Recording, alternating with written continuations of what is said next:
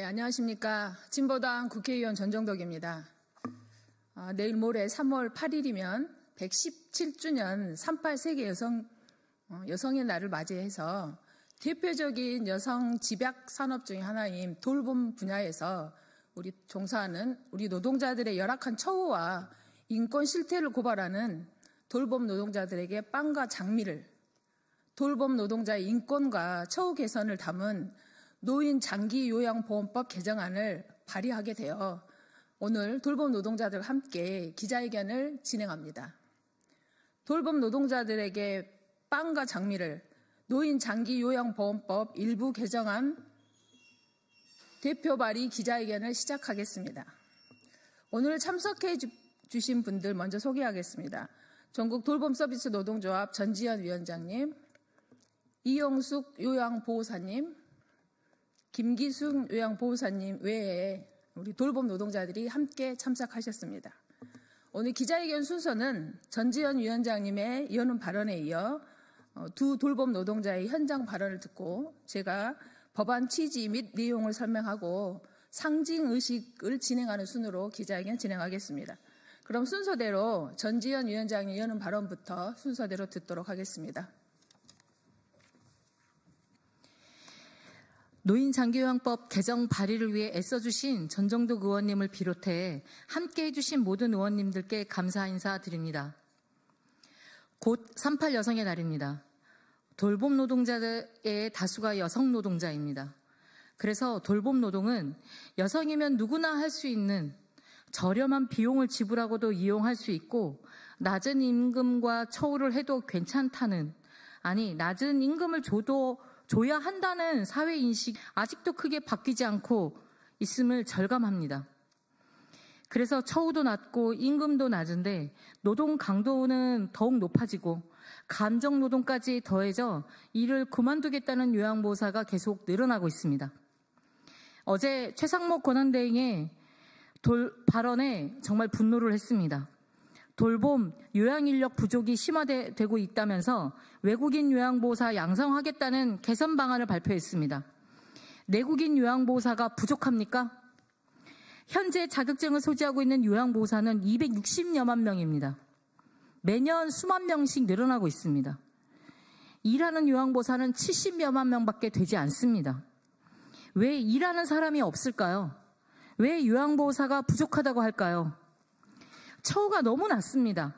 그래서 당사자들은 처우를 개선해야 한다고 임금 체계부터 만들고 고용 안정이 보장된 요양 현장이 되어야 한다고 수없이 요구했습니다만 노동자 처우에는 예산이 없다고 하면서 예산을 투입하지 않으면서 외국인 고용을 위해선 예산을 쓰겠다는 발언을 어제 최대행이 했습니다. 이는 정말 대한민국의 정책이 맞습니까? 노인 장기요양법이 생겨난 지도 17년이 되어갑니다만 아직 법의 수준은 저급합니다. 인건비 가이드라인이 없습니다. 사회복지시설 종사자, 보육시설 종사자 인건비 가이드라인은 매년 근속연수에 비해 더해 임금이 정해집니다. 그런데 장기요양기관의 요양보호사는 물론 사회복지사조차도 인건비 가이드라인이 적용되지 않습니다. 근속 인정조차 되지 않고 심지어 방문요양보호사는 어르신이 입원 사망하시면 수당 없고 해고된 상태가 됩니다. 여성 노동자가 주를 이루는 돌봄 노동에 대해 쉽게 해고해도 되고 저임금을 줘도 된다는 저급한 제도 때문에 이용자도 노동자도 모두 힘들게 돌봄을 받고 제공합니다. 정부가 할 일은 처우 개선을 법과 제도로 보장해서 요양보호사가 일터로 돌아오게 해야 합니다. 그래야 경제도 살고 국민도 살 수 있습니다. 국민을 살리는 법을 정책으로 마련하지 않고 외국인을 살리는 방안을 우선으로 고민하고 있는 정부가 너무도 한심합니다. 하루빨리 국민이 주인되는 새로운 시대를 만들었으면 합니다. 바꿔야 할 법과 제도가 너무나도 많습니다만 이번에 발의되는 노인 장기요양법부터 바꿔나갔으면 합니다.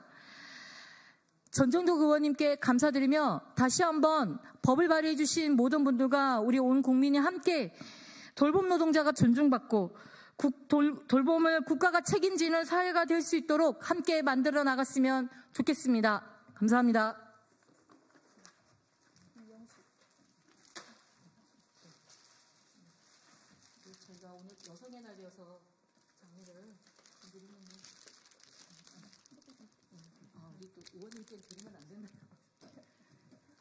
안녕하세요. 저는 14년째 어르신 돌봄 일을 하는 요양보호사 이영숙입니다.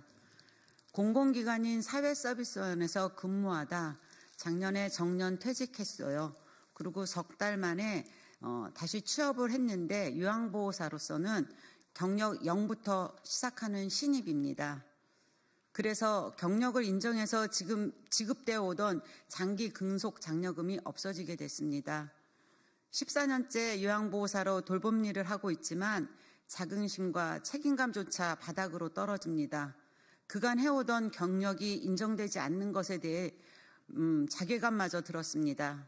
저만이 아니라 많은 요양보호사들이 같은 상황을 겪습니다.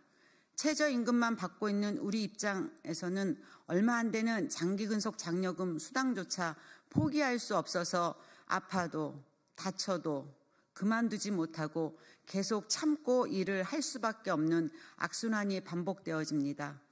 더군다나 요양기관의 폐업들이 잦습니다. 그러면 내가 원하지 않아도 수당은 없습니다. 다시 경력은 0부터 출발합니다.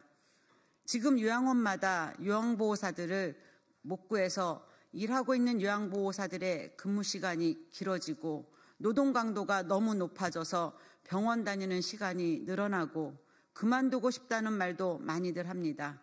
또한 인력이 부족하여 어르신 안전사고도 잦아집니다. 서비스의 질을 높일 수가 없는 현실입니다. 우리 요양보호사들은 존엄 케어를 하고 싶습니다. 어르신들을 잘 돌볼 수 있는 환경을 만들어 주십시오. 베테랑 요양보호사라는 말이 법과 제도로도 정부의 정책으로 반영되는 것이 시급합니다. 그간의 근무 경력이 모두 인정되는 장기근속 장려금 제도 개선과 근본적인 임금 가이드라인을 만들어 주십시오. 행복한 돌봄이 될 수 있도록 보장해 주시길 간절히 바랍니다. 감사합니다.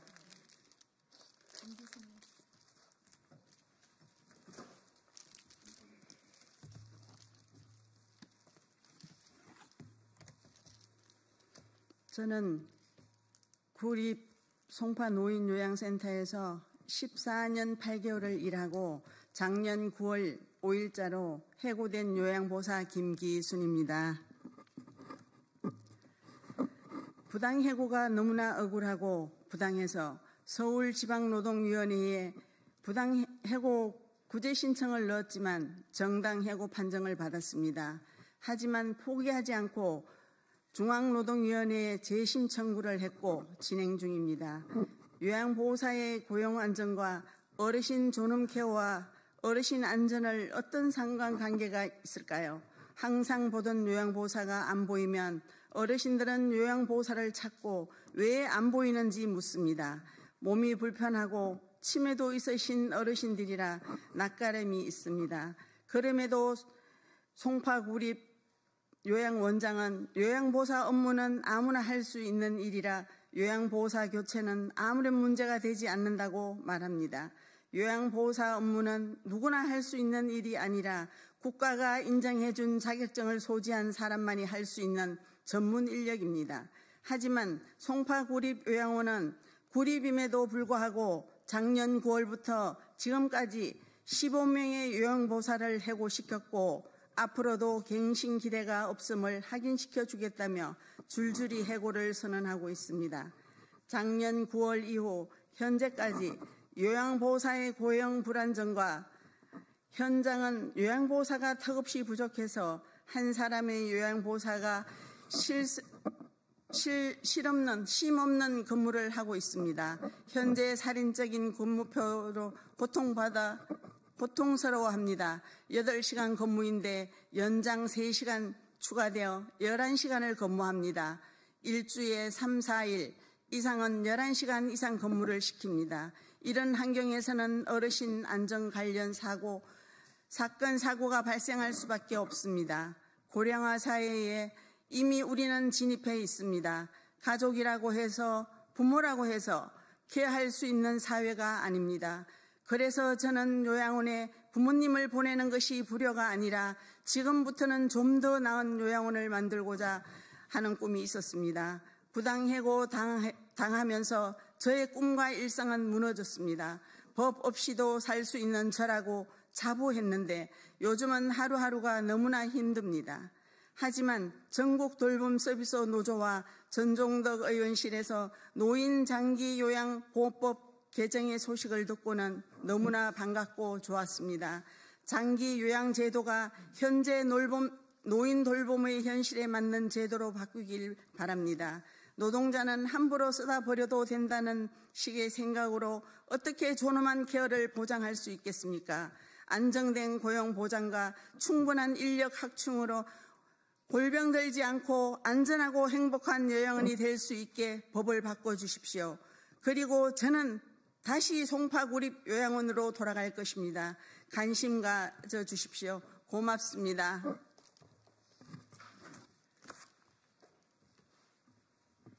네, 기자회견 중간에 우리 전지현 위원장님께서 우리 요양보호사 노동자들에게 장미꽃을 선물하셨습니다.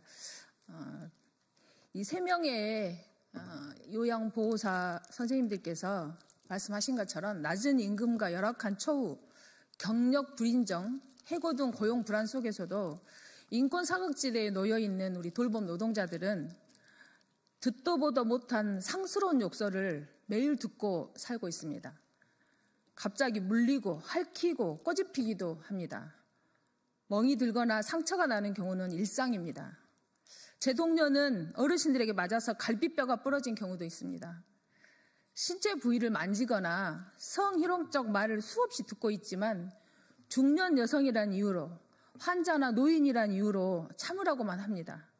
어르신들을 돌보기에 이동하는 시간은 근무 시간인데 근무 시간이 아니라고 합니다. 차비도 개인이 부담해야 합니다.